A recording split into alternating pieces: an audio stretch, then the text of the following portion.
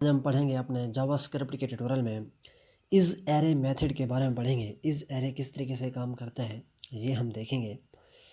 हमारे पास हमने क्या किया हुआ है, हमने 3 वेरिएबल्स बनाए हैं ए, बी और सी। ए के अंदर हमने एक स्ट्रिंग डाला है, उसके अंदर कुछ वैल्यू डाली है, और उसके बाद हमने बी के अंदर न्यूमेरिक वैल्यू डाली यानी कि नंबर, और सी के अंदर हमने कोटेशन के अंदर वैल्यू डाली यानी कि स्ट्रिंग के अंदर हमने स्ट्रिंग लिया है।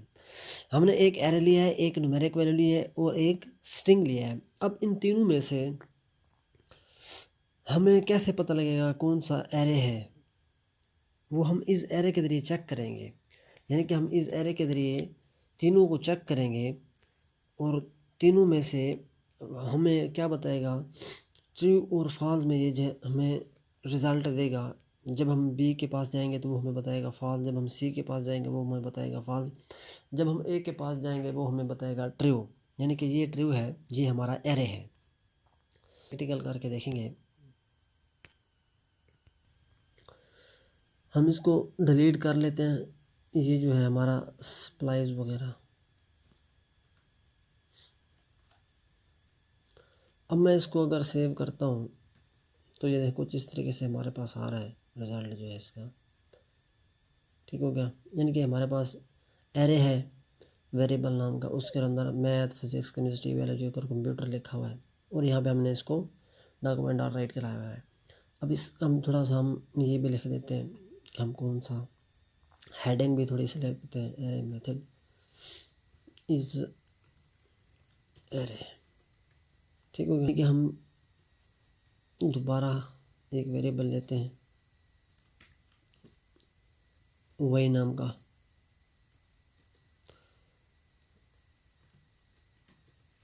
Array dot is array. अब हम x को यहाँ पे चेक करना चाहते हैं कि x वाकई ही एरे है। डॉट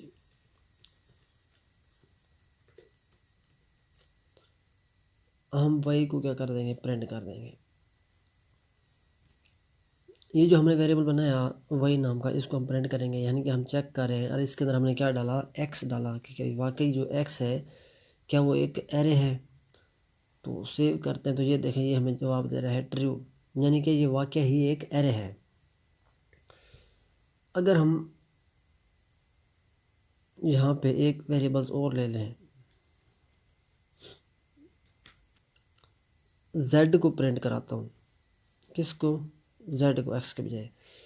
अब ये हमें बताएगा कि ये एक एरे नहीं है, ये हमें फॉल्स में जवाब देगा। ये देखें ये फॉल्स आ रहा है, यानी कि ये 20 को बता रहा है ये एरे नहीं है, लेकिन x को बता रहा है ये एरे है।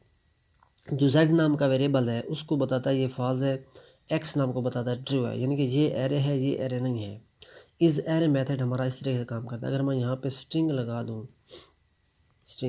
स्ट्रिंग वैल्यू डाल देता हूँ एक, अब मैं इसको सेव करता हूँ तो ये भी फॉल्स बता रहा है कि ये फॉल्स है। अगर मैं यहाँ पे क्या लिख दूँ, x लिख दूँ, अब ये बताएगा हमें ट्रू। ये देखें ये हमें ट्रू बता रहा है कि ये एक एरे है। x जो है वो क्या है, वो एक एरे है।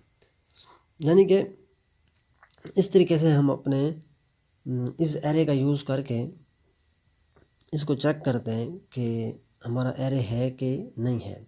हम इसको इफ़ एल्स के अंदर भी डाल सकते हैं, वैल्यू चेक कर सकते हैं। तो तब तक के लिए इतना ही। Thank you, take care, bye bye.